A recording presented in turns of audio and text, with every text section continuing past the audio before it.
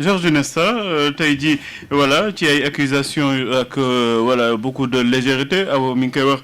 li nga xamante ne mooy preuve scientifique du am parfois da ngay ñëw ci police bi am fa mbokk wala sax am fa ay connaissances loo wax rek parole évangélique la dañ koy gëm ku góor ki bu ñëwee rek ñu jël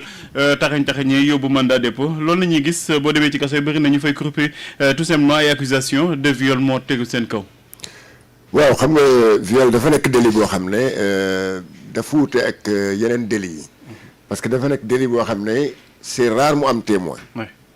C'est très rare nga nit ne par exemple diw def ma violé en présence de diw parce que bu fekkee ne diw moom am na te boo nee témoin rek mu ngi fa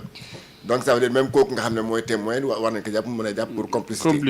moo tax nag mbiru viol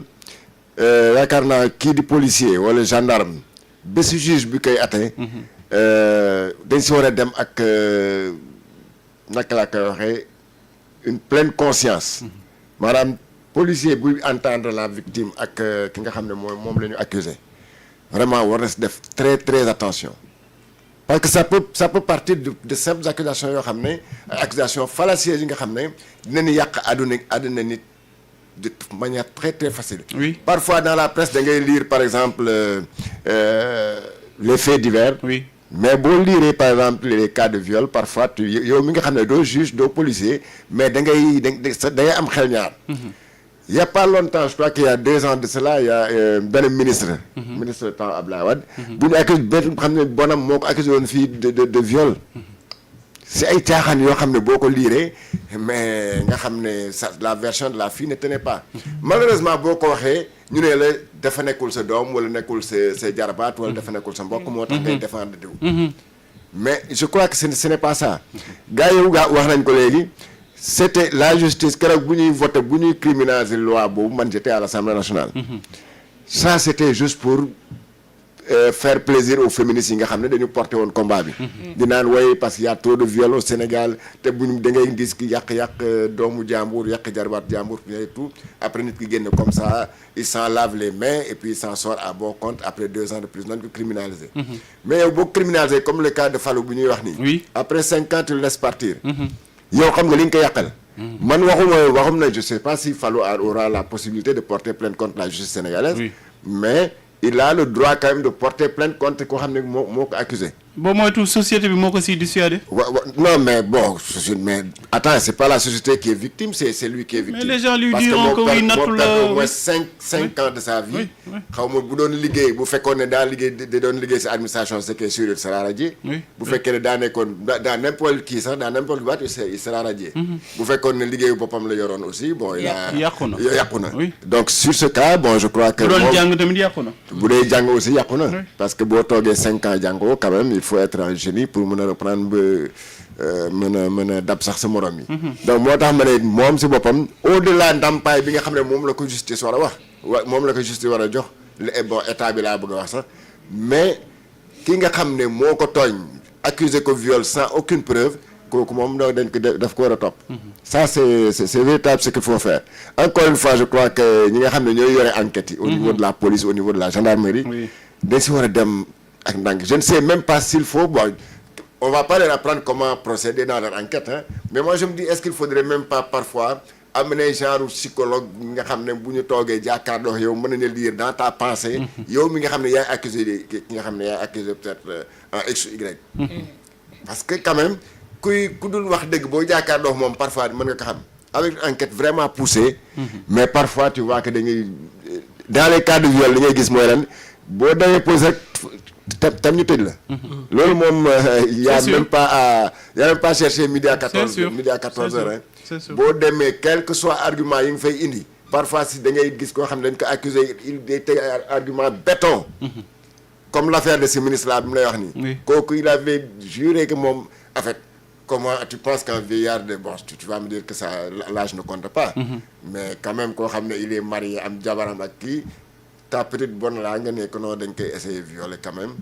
parfois ça me paraît très gros quoi à moins qu'elle soit extrêmement belle ce que je ne pense pas donc vraiment mais aspect physique bi sax mais Pamata xam nga sànq ba léegi dañuy wax ci wàllu indemnisation au niveau du ministère de la justice am na service boo xamante ne pour loolu la mais xam nga lan mooy dissuader les gens gis nga soo xoolee paparazzi yi ñu lay laaj yëpp mun nga courir derrière ces paparazzi 1 an wala 2 ans da ngay dem ba dootu la ko jaral tu préfères laisser tomber mais ça existe carrément au niveau du ministère de la justice beneen Pape dafa am lenn loo xamante ne même bu fàllu tey jii ëlbatikuwul porter plainte tantam te xam naa ne man du ko def mais la justice en tant que telle parce que mensonge la leen juste dame bi indil la justice en tant que telle moom moo war a retourner wu contre la dame sans pour autant même attendre fàllu mu kii parce que la justice ki leen induire en erreur moo di cette dame là ci ban xel la ko defee te beneen affaire dañu ne viol certificat médical moom mooy preuve tangible Pape dañu war a def benn affaire au Sénégal dans chaque région mu am benn structure sanitaire boo xamante ne kooku tampon wam kese agréé et kese mooy wane ne lii viol la man dootuma jógee Youssou Mbargane wala Philippe Maguilène wala fenn indi sama certificat rek joxe ko ne lii mooy sama preuve tey dañu war a toog ñu ne à Dakar par exemple Idrissa Pouye wala hôpital principal ñoom kese ñooy apposer leur tampon leur cachet si loo xamante ne moo di certificat buy wane ne xale bu jigéen bii dañoo àgg ci kawam te aajuwul ci coobareem suñ ko defee certificat médicaux de complaisance yi Pape man yaakaar naa ne dina def mais certificat médical bi nga xamante ne day def fois devant le juge mooy boo xamante ne dañ ko def sur réquisition malheureusement réquisition du am da ngay indi sa certificat médical policier bi jël alors que réquisition la war a doon yow sax waroo xam lu ne ci certificat médical bi par exemple tey jii dañ la doon wax ne su réquisition amee fii dañ la doon wax ne soo demoon gendarmerie par exemple ñu lay enquête réquisition bi dañ lay booleeg benn takk der mu ànd ak yow ñoom ñaari structure sanitaire la ñu ciblé woon mooy OJ bi ak hôpital principal parce que ñoom si loolu la ñuy xool fiabilité bi mais waratuñu nangu Pa Matar man ma jógee fële jógee Youssou Mbargane wala Philippe Maguilène gàddu sama certificat médical indi ko ca police ba ñu ne waaw lii kañ moom dëgg la moo ko def moo ko kii loolu man pour man te xam nañu bu baax ñun comment fonctionne suñu yenn structure sanitaire yi da ngay dem am naa fa xarit moyen sans mu defal la certificat médical même tey au niveau des entreprises certificats médicaux yi nga fay indi pour wane justifier sa absence sax man pour man war na am benn légalité boo xam te ne moom moo koy entouré de à plus forte raison nag certificat de viol nga koy joxee noonu mu yomb trop au niveau de chaque département pour man war na am benn structure sanitaire boo xamante ne mooy agréé pour tamponner li nga xamante ne moo di certificat de viol yooyu. alors ñu toj ak Abdoulaye Mbow da ngay gis souvent voilà ci quartier yi sax nga koy gis ay xale yoo xamante ne dañuy xëy suba rek jiiñ leen viol ñu jël leen sànni ci kaso bi te ñi leen di jiiñ viol ay magum jëmm nañuy doon li gën a nekk objectif bi du ay parce que viol dafa am ak yooyu souvent pour jéem a lu mu tudd sax defar seen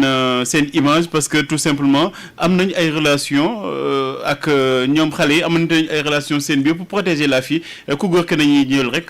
jaxase ko ak askan bi jël jiñ ko viol ñu tëj ko ci kaso bi gis nañ ko fi gisaat ko fi waaw mooy li ngay dégg rek fu mu toll nii kañ moom yow kañ doo rusloo doo ñu rusloo fu mu toll nii doo doon gàcce waxal ni da la forcé voilà doon nangam léegi nag pour vraiment pinturaat seen image ñoom te xale bi amaana moo nangu amaana dara xew fa seen diggante wala consentement moo am dara mujj dox si diggante bi léegi ñoom pour peinture seen xar kanamu famille ñu dañuy préférer jiñ ki nga xam ne xale lu góor yi te malheureusement après il sera sacrifié bu fekkee ni defuñu si lañ si war te encore que Pa Matar te beneen bi sax bu nekkee ku jàngul école la dañ koy lijjantil lu mu tudd extrait de naissance boo xamante ni mineur la nga xamante ni sans consentement sans consentement ñu def ko parce que c'est une histoire récente gis nañ ko fi voilà une histoire mensongère portée par des accusateurs mensongers xam nga déroulée sur un scénario mensonger vraiment avec des acteurs mensongers pour des conclusions mensongères mais au bout du compte les Sénégalais ont dit que c'était du pur mensonge que taxaw nañu donc loolu moo fi nekk si cas yu mel noonu yu bari donc pour man il faut impérativement que yooyu noonu ñu koy jël à bras le corps def si enquête yu sérieuse et puis Pa Matar jiñ kese mais taxul ñu mandat de dépôt la si circonstances yooyu war nañ la bàyyi ba pare def li war a ba pare bàyyi la ba pare wóyal enquête bi saa bu ñu la soxlaa woo la confrontation bu jotee lépp ñu war laa woo ba pare may la itamit par moment gis nga ñu ne suñu enquête yi ma ne la nga dem fii ne rek xam nga aan infirmier la à ses heures perdues nga dem si aan léegi mu lijjanti la benn affaire alors que yow bu doon tubaab bi même gis nga cheveux maanaam bopp xool nu ñu koy waxee poil lu ñu koy waxee poilu karaw pepp karaw sax daañu ko wër ñaq daañu ko lépp daañu ko wër par rapport ak li nga xam mooy effectivement lan moo amoon ban période le consentement lan moo si nekk ak yëpp lépp la ñuy bàyyi xel mais une fii moom daal il faut pas avoir un vilain visage ay boo ñaawee boo ñaawee nag moo gën a yomb ñu jiñ la wallaahi voilà mi ngi noonu quoi mais juste pour dire mais yooyu daal waruñu koy caaxaane parce que nit dem na si prison tëdd 10 ans génn gàddaay parce que dootul xaj sa famille parce que lu ñu la jiiñ biir na ñu la jiiñ que ni mosoo def dara te am na waxi caaxaan yi ñuy wax naan buñ la ko jiiñee rek yaa ko def wala am nga loo ci def wax dëgg yàlla gis nga xoola pamada ba may fàttali gis nga même benn histoire benn locataire bi nga xam ne xale bi dëkk si kër gi moo ko doon baleel néegam xale loolu xam nga mooy genre yi am âge puberté 16 ans distance yooyu gis nga benn bés waa ji dafa tëdd di nelaw xale bi ànd ak yeneen ñaari xaritam ñëw daanaka mel ni maanaam daanaka di simi tubay waa ji yaa ngi dégg pour xool daal seen yaayam bettu ko mu tiit mu ne waa ji moo ñu doon xoomal nangam ba ci sax bu demee commissariat bi heureusement qu'ils ont trouvé en son temps commissaire bu lucide mais bu mu enquêté laaj pression xale bi pression ndey ji yaa ngi dégg locataire ñu laaj ko mu wax kàddoom mais les filles ont fini par avouer les filles ont fini par avouer te xoolal imagine bu ñu avoué wul si biir commissariat bi locataire boobu ñi nga xam ne dafa doon nelaw xale yooyu war ko tooñ te juddooguñu doon ay saay-saay dañ ko doon liquider wallaahi dañ ko doon liquider wallaahi